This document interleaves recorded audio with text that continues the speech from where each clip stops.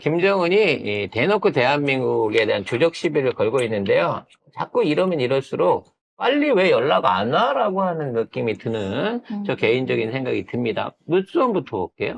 네, 김정은이 우리나라를 가장 적대적인 국가, 주적으로 규정하면서 자위적 국방력과 핵전쟁 억제력 강화를 중시하라고 말했다고 노동신문이 보도했습니다. 그리고 김정은은 대한민국이 무력을 사용하거나 위협하면 주저없이 모든 수단과 역량을 총동원해 대한민국을 초토화해버릴 거라고 위협했습니다. 지금 이 상황이 왜 나온 거냐면은 국제정치적으로 말씀을 드리면은 미국이 사실은 절대 전선을 두 개로 만들지 않는다는 원칙을 깨고 지금 이스라엘과 우크라이나 두 개의 전선으로 벌어진 상황이잖아요. 여기서 우크라이나 쪽은 지금 러시아가 맹공을 퍼붓고 있고, 그 다음에 서방 국가부터 시작해서 미국은 지원을 우크라이나를 못하고 있어요. 그리고 또 하나, 이스라엘 같은 경우에는 국제 여론의 비판에 직면해 있는 상황이고, 이스라엘 자체가 제노사이드 혐의로 국제사법재판소에 제소가 됐습니다. 그래서 이번 주 안에 내일부터 아마 관련해가지고 그 심리가 열립니다. 그 정도로 지금 미국 입장에서는 이 두 개의 전쟁 때문에 굉장히 몰려있는 상황인데, 여기서 만약에 한반도에서 또 하나가 터지게 되면은 바이든 행정부는 끝납니다. 끝입니다. 그래서 북한 입장에서는 지금은 너무 좋은 기회예요. 왜? 이 상황에서 미국이 정신없이 양쪽을 지금 단속하느라 정신없는 사이에 러시아는 맹공을 퍼붓고 있고, 북한은 심지어 다른 나라 눈치 안 보고 러시아의 도움까지 받을 수 있는 상황이 돼버린 거예요. 심지어 대륙간 탄도미사일 성공 실험까지 끝냈죠. 네. 궤도 재진 입수니까 끝냈기 때문에 지금 있는 상황에서는 전에도 말씀드렸다시피 빨리 북핵 문제를 해결을 해야 되는 상황인 거예요. 그러니까 지금 북한은 계속 밀어붙이면 밀어붙일수록 미국이 계속 궁지에 몰리는 상황이고, 여기다가 이스라엘이 정말 미친 게 뭐냐면은 헤즈볼라 고위 사령관을 폭살했어요, 지금 계속. 그래가지고 헤즈볼라가 열받아가지고 니들 이거 먼저 선전포고 한 거야 라고 하고 있고, 이게 하마스가 아닙니다. 헤즈볼라는 레바논에 있는 다른 무장단체예요. 네. 그리고 지금 홍해에서는 예멘의 후티 반군이 준동하고 있죠. 여기서 또 이란 내에서 IS 아프간 지부가 폭탄 테러를 벌였는데, 중요한 거는 미국이 이스라엘을 컨트롤하지 못함으로 인해 가지고 그동안 미국한테 처발리던 무장단체들이 지금 다 준동을 하고 있다는 거예요. 동시에. 예, 미국이 못 끼어들 거라고 생각하고 그렇죠. 이게 발라버릴까 하는 거고, 이스라엘은 무서우니까 이게 뭐 무서운 개가 많이 짖는다고 되려 계속 미친 듯이 포부가 되고 있다. 미친 듯이 선제 공격을 때리면서 이러면서 미국한테 야, 안 들어올 거야? 그렇죠. 조금 있다 피박살 나면 네가 더 불리하잖아. 지금이라도 들어와서 나를 말려. 아니, 미친 그래서 새끼지. 미국 정치 전문 매체인 폴리티코는 지금 무슨 얘기까지 했냐면은 미 정부가 지금 미국을 끌어들이려는 여러 가지 시나리오들에 대해서 대응 계획을 세우고 있다까지 나왔어요. 이건 뭐냐면 미국 입장에서도 이거 진짜 끌려 들어가는 상황이 벌어질 수도 있겠구나, 여차하면. 거기까지 지금 생각을 하고 거기에 대한 대응 계획까지 세우고 있다는 건데, 북한 입장에서는 신난 거죠. 놀았어요. 완전 놀았습니다. 그래서 아까도 말씀드렸다시피 지금 이스라엘 내에서 이렇게 무차별한 주변 테러나 어떤 그 선제 공격을 퍼붓고 있는 애들이 이스라엘 애들이 아닌 거예요. 미국의 군수 세력들한테 조정을 받고 있는 이른바 매파 군부 세력들이 이 짓거리를 하고 있는 거거든요. 그럼 대한민국도 지금 똑같은 상황인 거예요. 대한민국 안에 있는 주한 미군을 비롯한 미국의 국방부나 매파 세력들은 지금 있는 상황에서 평화협상이 이루어지기를 원치 않아요. 그렇게 되면 쉽게 말해서 무기를 못 팔아먹거든. 그래서 북한이 왜 저렇게 핵무기를 이제 대놓고 얘기를 하고 전쟁을 불사하겠다, 핵으로 완전히 소멸을 시켜버리겠다라고 말을 하냐면, 이게 사실은 우리가 먼저 친 거예요. 우리가 올해 8월 달에 미국, 일본하고 같이 핵보복을 상정한 종합 북한 공격 훈련을 하겠다고 올해 선언을 해버렸어요. 연초에.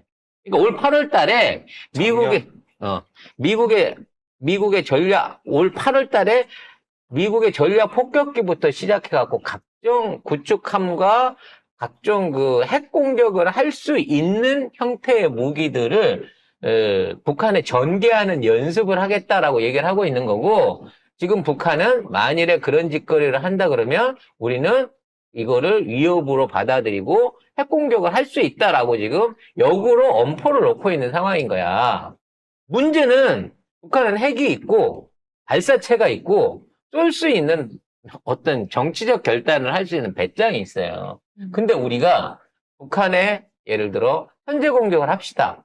또는 뭐 북한이 곧 우리를 핵 공격할 조짐이 보이니까 거기에 와서 킬체인을 가동시킵시다라고 했을 때 그게 가능하냐는 거예요. 절대 북한 이게 미국이 예를 들어 뒤에서 들쑤셔갖고 야 쏴버려라고 얘기하지 않으면 스위치 자체가 우리한테 없어요. 스위치 자체가. 근데 이 상황에서 이 총에 대한 소유권과 방아쇠는 미국이 쥐고 있는 상황에서 우리가 그거 갖고 협박을 해요? 우리 손에 들고 협박하면 뭐 그럴 수도 있다고 쳐. 그것도 못하는 상황에서 이 얘기하면 이러다가 쳐맞으면 누가 책임을 지겠냐고. 미국이 책임을 지겠어요? 윤석열이 책임을 지는 거야 지금은.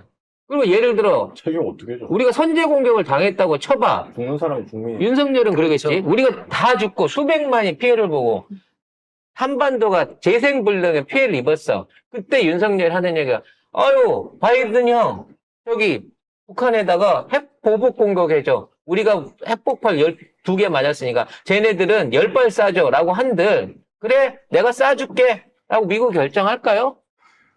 미국은 또 그때 가서 또 협상해요. 왜? 거기다가 10발 쐈다가 한 발이라도 미 본토로 날라오면 어떡해? 그걸로 끝장나는데. 정말 말도 안 되는 협박질을 하고 있는 거야. 협박을 하려면 용기가 있거나 뭔가 제대로 된 무기가 있거나 계획을 갖고 협박을 해.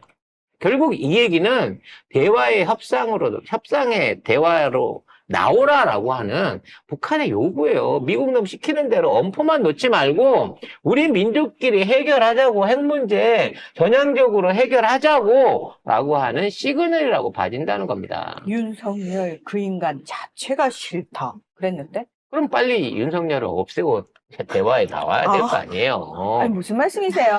재관둥이님 많이 비춰달라고. 네. 재관둥이님도 저기 조시는 건 아니죠? 아까 배분이 드셨어요. 아니, 그 중간에 이 얘기를 꼭 드리고 싶은데, 우리가 과거를 좀 되돌아보면, 지금 우크라이나 전쟁이 언제 일어났습니까? 2년 전. 음. 예. 대선 전에 일어났죠. 그렇죠. 그러니 우크라이나 전쟁이 일어나는 순간 소련이 당사국이 되면서, 죄송합니다. 러시아가 당사국이 되면서 유엔 안보리가 무력화될 것이라고 다들 예상을 했습니다. 그렇죠. 예, 상임이사국인 러시아가 예, 전쟁 네. 당사국이니까. 당연하죠. 그러니까 안보리가 전혀 작동을 하지 못하는 그렇죠. 상황이 됐을 것이고. 어떤 결의안도 나오지 못하죠. 그렇게 되면 어떤 상황이 벌어지냐면 각자의 진영에 대한 외교가 강화될 것이고 그것으로 인해서 대결이 격화될 것이니 그 대결의 현장인 대한민국은 균형 외교 그리고 지금까지 지켜왔던 외교를 조금 더 적극적으로 해가지고 이러한 대결 외교에서 우리가 피해가 없도록 하는 지혜가 필요하다. 이게 외교 전문가들의 모든 사람들의 의견이었습니다. 그렇죠. 맞아요. 근데 윤석열 정부 출범하면서 어떻게 됐습니까? 완전히 진영 외교 거리장머리 고친다 그러고 예. 선제 타격한다 오히려 그러고 우리가 먼저 더 뭐 심회의에서 뭐 어떻게 하겠다 공격하겠다 이런 식으로 나오니 아까 문화님께서 말씀하셨듯이 북한의 입장에서는 아니 뭐 지금 여러 가지 규제할 수 있는 것도 다 없어졌는데 이때 해야지 이러면서 대립이 더 격화됐거든요. 그러니까 국제 정세 속에서 우리의 그 주변 환경은 대결로 갈 수 있는 상황이 되더라도 우리는 대화로 가고 평화로 가기 위한 노력들을 계속함으로써 리스크를 줄여야 되는데 오히려 우리는 리스크를 더 윤석열 정부를 더 만들어 버리는 거죠. 이건 자살행위입니다. 그러니까 문재인 정부 때 북한은 사실상 외교적 고립이 돼 있는 왕따였고 그래서 대외적인 교류를 위해서는 문재인 대통령한테 손을 벌릴 수밖에 없었어요. 그런 상황에서 평화 모드가 유지가 됐었고 상호 간의 군사적 충돌이 없었고 군축에 대한 구체적인 진단이 들어가면서 양쪽 휴전선에서 100km씩을 뒤로 물린 거 아닙니까? 일자 네. 군사협정을 통해 가지고. 근데 그거에 대해서 지금 김여정이가 얘기를 했잖아요. 문재인한테 속았다고. 즉, 문재인 대통령 때는 평화라고 하는 부분을 이용해서 북한을 고립시키고 했던 거가 통했기 때문에 남한 정부, 그러니까 대한민국하고 그렇게 갈 수밖에 없었는데 윤석열 모질이가 들어와가지고 대결 구도를 하고 난 이후에는 러시아, 중국뿐만 아니라 일본, 미국까지도 지금 북한 편에 붙어버렸어요, 지금. 이게 2년 만에 완전히 북한하고 우리하고의 위상 자체가 달라졌다니까. 이거를 만들고도 지들이 외교를 잘 안 돼요. 특히나 지금 일본이 최근에 지진 피해 때문에 북한과 이제 서신 교환들을 한 거 아닙니까? 그렇죠. 그러면 이제 그동안의 북일 관계와 관련해서는 봐서는 좀 이례적입니다. 이렇게까지 공개하고 하는 것은 예전 같으면 천벌 받았다고 했을 예, 거예요. 그러니까요. 북한에서. 그렇게 해서 이제 그 리스크를 줄이기 위해서 북익을 증진하기 위한 목적으로 북한과 그동안 대화 안 하던 것들을 좀 하고 있다는 시그널이 계속 보이잖아요. 근데 우리는 지금 전쟁의 당사자가 될 수 있는 나라에서 이렇게 완전히 닫고 사니 이건 좀 무책임한 정도가 아니고 이건 천인공노할 일이죠. 아까 말씀 좀 얘기 더 드리면 전쟁은 정치가 결정하지만 피해는 국민이 보는 거 아닙니까? 그렇죠. 그러니까 정치가 이렇게 국민의 피해를 볼 수 있는 내용들을 가지고 계속하는 거에 대해서는 분명히 바로잡을 수 있도록 이번 총선 반드시 민주당에게 압승을 거둘 수 있도록 힘을 좀 주셨으면 좋겠습니다. 자, 근데 만약에 음. 문재인 정권 때 이런 기사가 났으면 일면이야. 김정은이 대한민국은 주적이다. 전쟁 피해 생각 없어. 이러면서 막 난리를 민정부 치면서 전쟁 날 것처럼 할 거야. 퍼주고도 뒤통수 맞아. 막 이러면서. 터주고도 뒤통수 맞아. 근데 뭘 묻었는지는 뭘 아무것도 없어요. 내용은 아무것도 없어요. 예. 아휴, 그러니까 대륙 저는 보수 진짜- 정부 때 뒷구멍으로 다 퍼졌지. 그러니까 진짜 저는 이 기레기들부터 지금 정말 때려잡지 않으면은 우리나라는 희망이 없다. 그래.